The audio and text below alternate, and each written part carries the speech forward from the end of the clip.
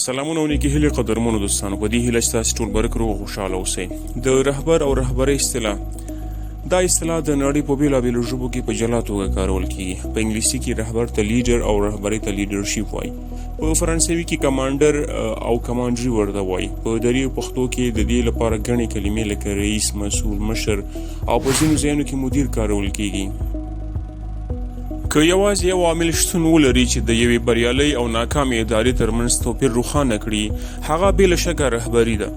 که یوې ادارې ته لاړ شي او ګوري چې کارونه د قانون مطابق پر مخ ځي، نظم شته او مراجعین خوښ دي، پوه شئ چې په سر کې یو رښتینی او ښه رهبر ناست دی. که برعکس اداره ګډه وډه وي، خلکو ته ځوابګوی نه وي، نو هلته د رهبرۍ او مدیریت کمزوري بیلګه موږ او تاسې ګورو. زموږ په ګران هیواد افغانستان کې د یو مخکښ او لارښود په توګه د رهبر رول په ټولو برخو کې خورا حیاتي دی، په ځانګړې توګه په داسې هیوادونو کې چې د پرمختګ په حال کې دي، ځکه د یوې قوي رهبر شتون د ټول ټیم د بریالیتوب ضامن دی. په انګلیسي کې مدیر ته منیجر او مدیریت ته منیجمنت ویل کیږي. مدیر هغه څوک دی چې د سازمان موخو ته په رسیدو کې تر ټولو مهم رول لوبوي. مدیریت په اصل کې د نورو په واسطه د کار د ترسره کولو یو هنر دی.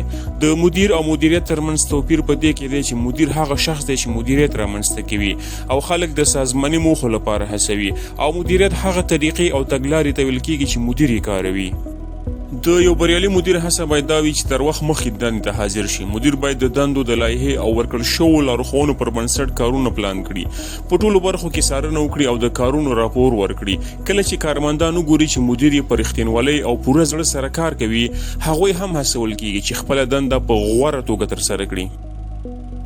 رهبري په افرادو کې د نفوذ کولو هغه هنر یا علم دی چې خلک په خپله خوښه او اراده د ټاکلو موخو د ترلاسه کولو لپاره ګامونه پورته کړي. د ګډ هدف د ترلاسه کولو لپاره د نورو تر نفوذ او اغیز لاندې راوستلو ته رهبري وایي.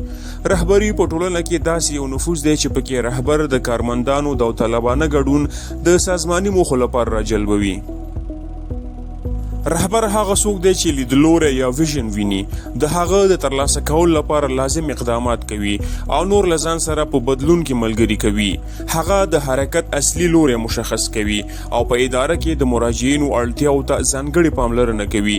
هغه په سازمان کې یو شفاف لیدلوری انځوروي او د هغې د ترلاسه کولو لپاره لوړې هیلې لري.